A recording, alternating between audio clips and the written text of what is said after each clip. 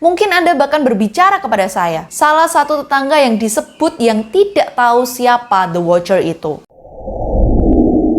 Halo semua, kembali lagi bersama aku Devi. Apa kabar kalian semua? Aku harap kalian semua sehat aja dimanapun kalian berada. Nah, gimana nih puasanya? Aku harap kalian semua lancar puasanya dan baik-baik aja tuh dalam keadaan sehat dan juga dikuatkan dalam setiap godaan apapun sampai di hari akhir kita bisa merayakan kemenangan bersama-sama. Di hari ini kita akan membahas sebuah kasus tentang stalker atau penguntit. Stalker atau penguntit menurut KBBI berartikan pengawasan yang tidak diinginkan dan atau berulang oleh individu atau kelompok baik secara langsung maupun tidak langsung serta cenderung melecehkan dan mengintimidasi seseorang secara spesifik. Dan seperti yang kita tahu dan sering ramai banget di berita, stalker ini selalu dihubung-hubungkan dengan idol atau seseorang yang sangat terkenal. Tetapi di kasus hari ini kita akan bersama-sama diingatkan dan dibukakan mata kita bahwa stalker, penguntit, atau pengintaian dapat menimpa semua orang, termasuk penghuni rumah di 657 Boulevard, Westfield, Amerika Serikat. Yang sebenarnya, kalau kita tahu, Westfield sendiri merupakan salah satu dari beberapa kota teraman yang ada di Amerika Serikat. Dan yang lebih horornya lagi, kasus ini masih tidak bisa terpecahkan dan juga masih menyisahkan mimpi buruk bagi penghuni rumah tersebut. Apalagi kasus ini baru aja terjadi di tahun 2000-an. Nah, bagaimana detail ceritanya? Kita akan bersama-sama membahas kasus ini secara detail.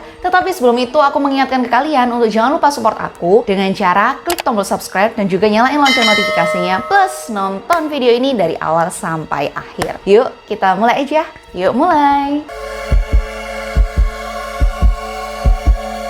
Kejadian ini bermula saat pasangan suami istri Derek dan Maria Broadus dan ketiga anaknya memutuskan untuk berpindah ke rumah baru yang lebih besar. Saat itu mereka memutuskan untuk berpindah ke kota Westfield, New Jersey, yang merupakan kota tempat Maria tumbuh dewasa. Nah, setelah melakukan beberapa minggu pencarian rumah, akhirnya mereka memutuskan untuk memilih sebuah rumah bekas yang memiliki 6 kamar dan berharga 1,3 juta US dollar atau kalau dirupiahkan setara dengan 18,5 miliar rupiah. Dan rumah yang mereka pilih adalah 657 Boulevard yang memiliki jarak tidak jauh dari rumah Maria pada waktu dia tumbuh dewasa. Atau lebih tepatnya rumah orang tua Maria. Kemudian di bulan Juni 2014, 3 hari setelah pasangan suami istri ini melakukan pelunasan rumah, mereka lalu mulai membersihkan rumah tersebut. Mereka melakukan pengecatan rumah, bersih-bersih kaca, berbenah-benah rumah, dan lain sebagainya. Dengan tujuan nantinya kalau mereka mengirimkan furniture baru ataupun furniture dari rumah Rama, rumah ini sudah siap untuk ditempati dan ditinggali. Nah, di tengah-tengah proses pembersihan rumah, si suami Derek berinisiatif untuk mengambil surat-surat yang ada di tempat surat. Jadi kalau di Amerika Serikat itu umum banget kalau di depan rumah itu ada mailbox atau kotak surat gitu. Nah, untuk biasanya memasukkan surat-surat atau mungkin tagihan-tagihan untuk rumah tersebut. Dan pada waktu itu Derek ingin mengecek tagihan-tagihan terkait perpindahan rumah barunya. Dia lalu mengambil semua surat yang ada di kotak surat tersebut dan mengecek satu persatu. Nah, pada saat dia mengecek surat-surat tersebut, dia menemukan amplop polos panjang gitu tanpa ada stempel pos ataupun alamat pengirim dan penerima. Dan di depan amplop tersebut terdapat tulisan tangan yang berbunyi The New Owner. Derek yang melihat hal tersebut, dia langsung segera memanggil Maria dan membuka surat itu bersama-sama dan mulai membacanya. Tanpa tahu bahwa itu sebenarnya adalah permulaan dari semua mimpi buruk yang dia akan alami. Nah, surat itu sendiri berbunyi demikian. Untuk tetangga baru tersayang di 657 Boulevard, izinkan saya untuk menyambut Anda di lingkungan ini. 657 Boulevard telah menjadi subjek keluarga kami selama beberapa dekade dan saat ini sudah mendekati peringatan ulang tahunnya yang ke-110. Saya telah ditugaskan untuk mengawasi dan menunggu kedatangan kesempatan kedua. Kakek saya mengintai rumah ini di tahun 1920-an dan ayah saya mengintai di tahun 1960-an. Dan sekarang waktuku.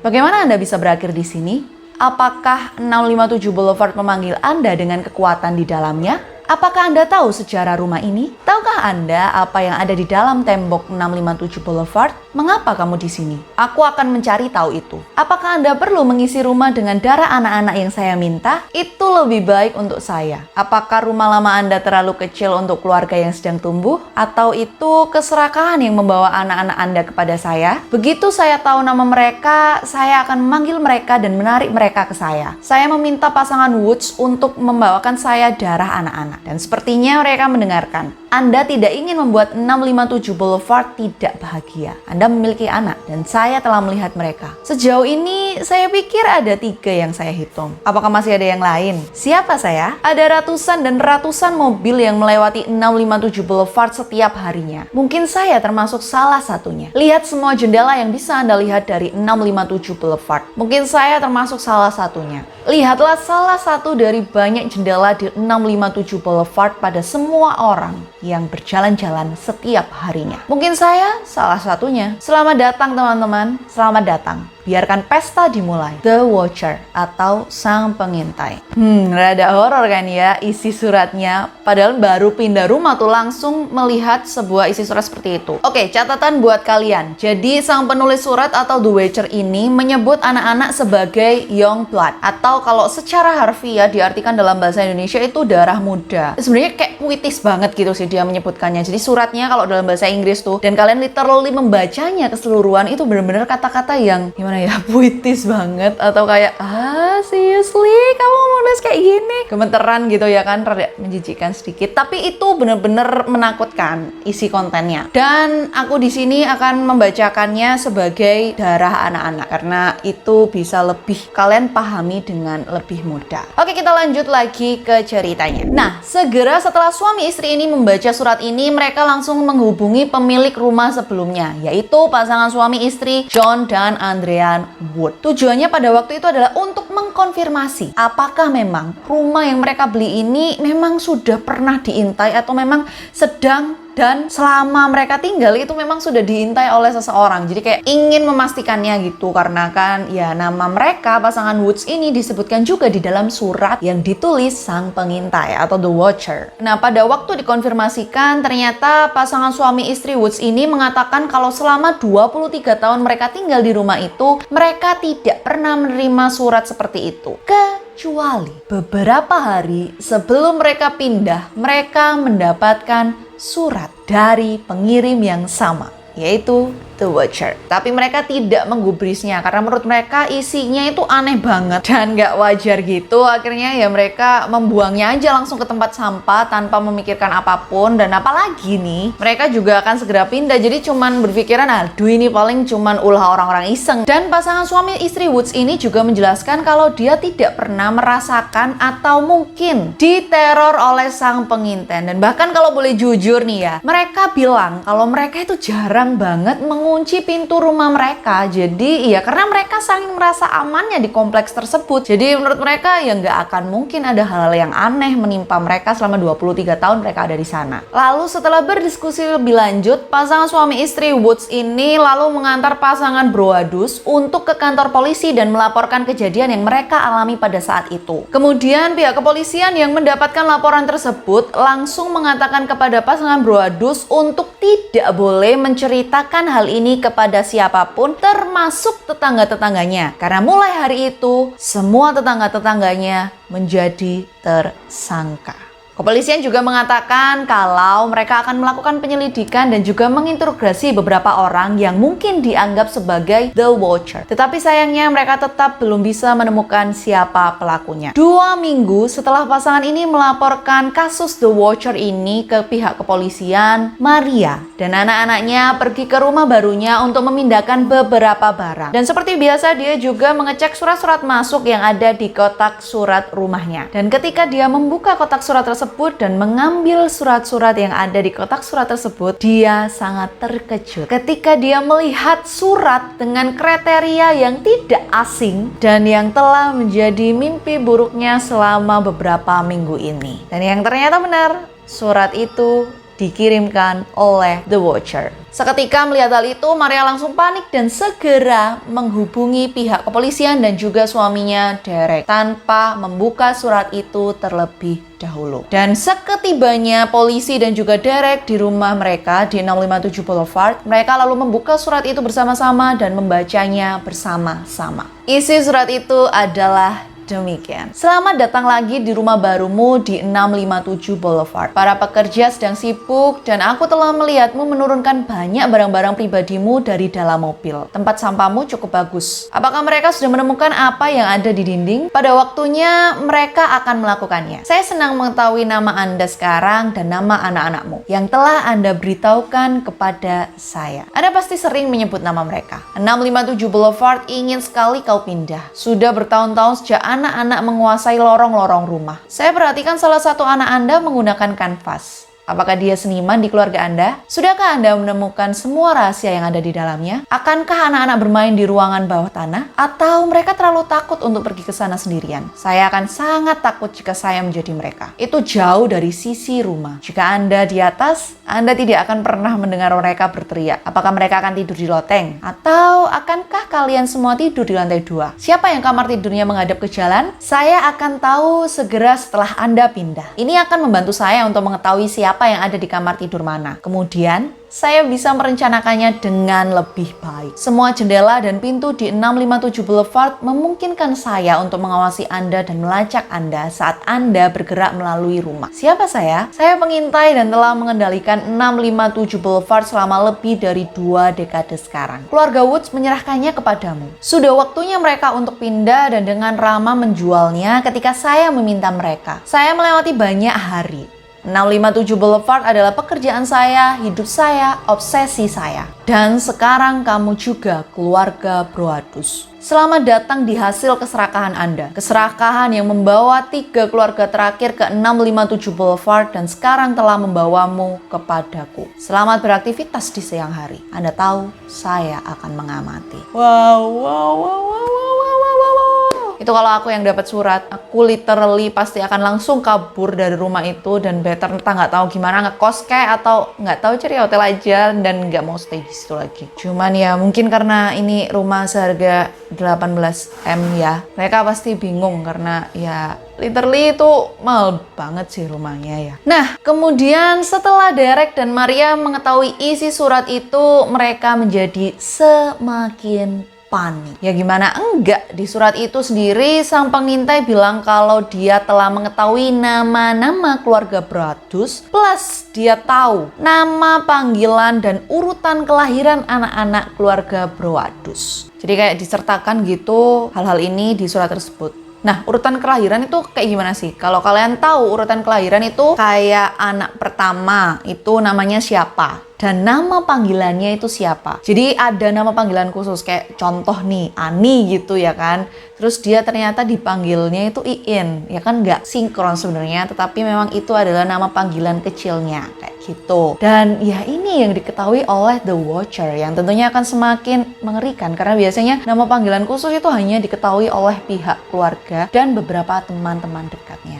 Tetapi ini seorang stalker, pengintai, The Watcher bisa mengetahuinya.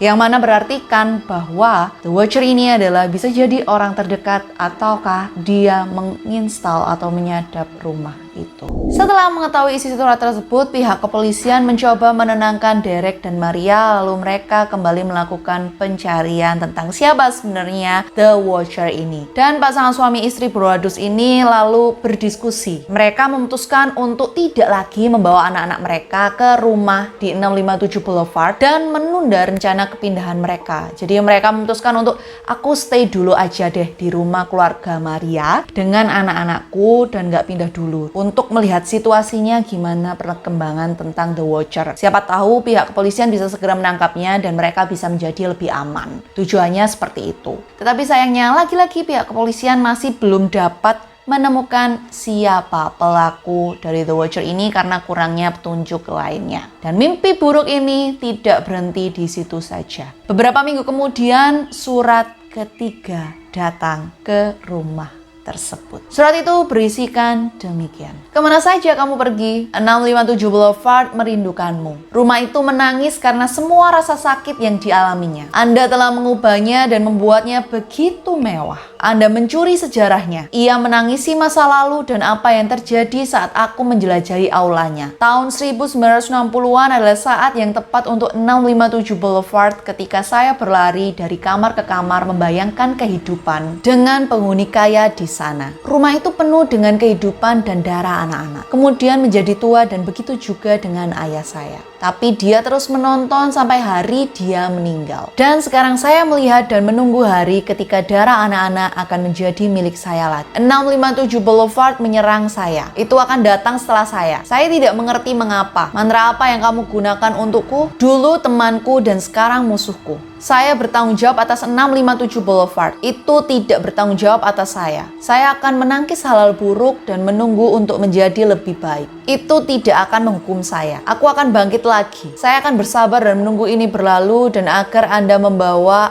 darah anak-anak itu kembali kepada saya. 657 Boulevard membutuhkan darah anak-anak. Itu membutuhkanmu. Kembali. Biarkan darah anak-anak bermain lagi seperti dulu. Biarkan darah anak-anak tidur di 657 Boulevard. Berhentilah mengubahnya dan biarkan saja. Surat yang ketiga ini membuat Derek dan Maria kembali menjadi lebih depresi dan lebih mengalami mimpi buruk. Sedangkan penyelidikan masih terus dilakukan, tetapi karena tidak ditemukannya sidik jari di amplop tersebut, kemudian juga tidak adanya jejak digital ataupun rekaman dari CCTV yang menunjukkan siapa sebenarnya identitas dari The Watcher ini, yang membuat keluarga Broadus yang saat itu tinggal di keluarga Maria yang juga berjarak tidak jauh dari 657 Boulevard menjadi semakin ketakutan. Kondisi keluarga Broadus ini menjadi semakin sangat-sangat buruk. Maria mulai menderita penyakit mental paranoida dan dia juga memiliki kecurigaan yang berlebih kepada seseorang, serta dia juga menderita PTSD atau Post Traumatic Stress Disorder, yaitu sebuah kondisi di mana seseorang mengalami gelisah, mimpi buruk dan perasaan tertekan akibat pernah mengalami atau menyaksikan peristiwa yang sangat mengerikan. Sedangkan Derek sang suami, dia mengalami insomnia, dia menjadi sangat depresi dan memiliki kecurigaan berlebih kepada orang lain. Nah, mungkin kalian langsung bertanya-tanya nih, kalau memang mereka berdua atau keluarga Broadus ini sudah mengalami kondisi yang sampai menyerang psikis dan mentalnya, kenapa kok mereka nggak memutuskan aja, wes aku membeli rumah baru aja yang lebih aman dan nyaman yang bisa aku tinggali bersama daripada aku juga tinggal di rumah keluarga Maria yang tidak jauh dari 657 Boulevard, dan yang membuat mereka menjadi juga sama-sama belum tentu aman. Tetapi lagi-lagi aku mengingatkan kalian kalau harga rumah ini nggak murah guys. Harganya 1,3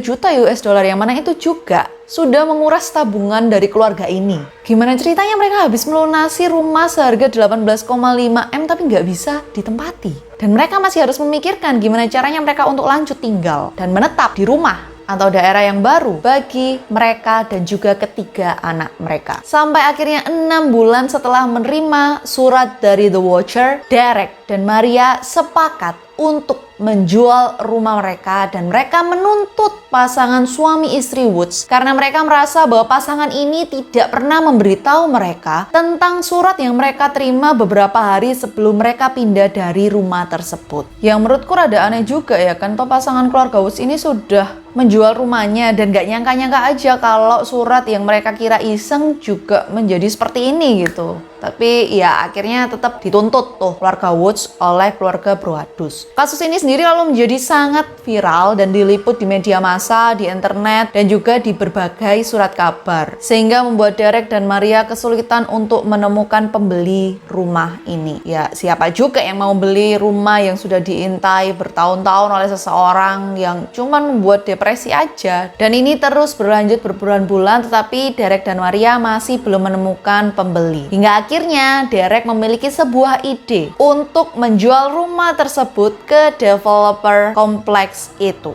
Derek lalu menghubungi developer kompleks tersebut dan memintanya untuk membagi rumah itu menjadi 2 rumah. Jadi istilahnya rumah 657 Boulevard ini sudah nggak ada lagi dan bisa berganti alamat juga. Tapi sayangnya ternyata nih, rumah ini tidak memiliki luasan yang cukup kalau dibagi 2. Nah, maksudnya gimana tuh? Kan tinggal dibagi aja rumahnya. Beres. Cuman masalahnya di sini itu di daerah tersebut itu ada sebuah peraturan setempat terkait minimal jarak yang dimiliki antara satu rumah ke rumah yang lain, yang waktu itu ditetapkan sebagai 70 kaki atau sekitar 21 meteran. Jadi antara rumah satu dengan rumah sebelahnya harus berjarak 21 meter dan sebelahnya lagi juga seperti itu. Nah, sedangkan tanah rumah 657 Boulevard ini kalau dibagi 2 ternyata jaraknya cuma 67 kaki atau kurang 3 kaki aja, yaitu sekitar 91 cm aja. Jadi bener-bener cuman 91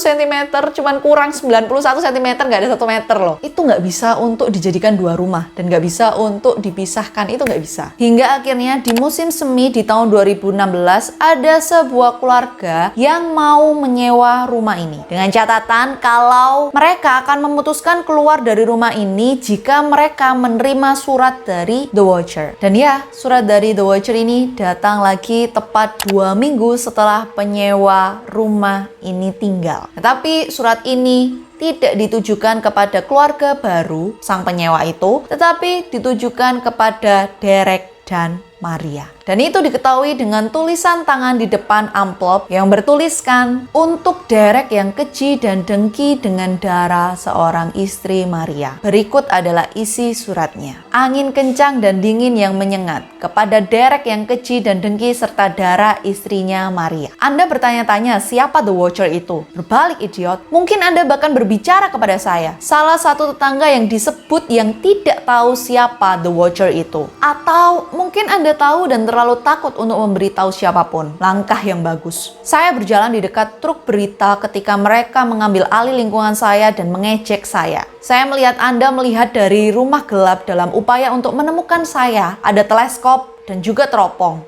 Adalah niat yang luar biasa. 657 Boulevard selamat dari percobaan serangan Anda dan berdiri kokoh dengan pasukan pendukungnya yang memberi kode gerbangnya. Prajurit Boulevard saya mengikuti perintah saya ketik. Mereka melakukan misi mereka dengan menyelamatkan jiwa 657 Boulevard dengan perintah saya. All the hill, The Watcher. Semua salut, The Watcher. Mungkin kecelakaan mobil, mungkin kebakaran, mungkin sesuatu yang sederhana seperti penyakit ringan yang sepertinya tidak akan pernah hilang. Tetapi membuat Anda merasakan sakit hari demi hari demi hari demi hari. Mungkin kematian misterius hewan peliharaan, orang yang Anda cintai tiba-tiba meninggal, pesawat dan mobil dan sepeda jatuh, tulang patah. Anda dihina oleh rumah dan The Watcher menang. Wow, isi suratnya kayak brainwashing banget gak sih? Kayak istilahnya semua kejadian yang ada di sekitarmu itu bakalan ulahku.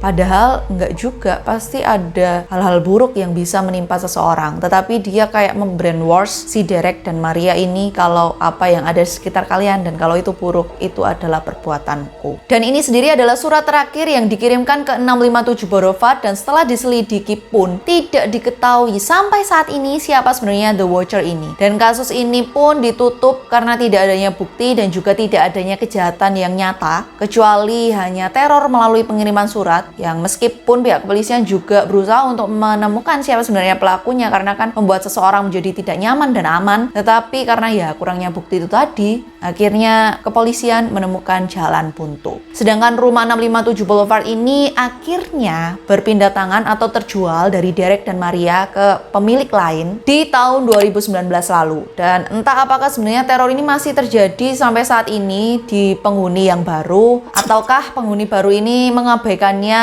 dan membiarkan teror itu benar-benar menghilang, atau bahkan teror ini memang benar-benar sudah menghilang sepenuhnya. Yang pasti si pengirim surat sampai saat ini yaitu The Watcher masih tidak dapat diketahui siapa sebenarnya pelakunya. Dan sekarang kita akan bersama-sama membahas beberapa kemungkinan tentang identitas The Watcher sesungguhnya. Kita akan mulai dari tersangka yang pertama.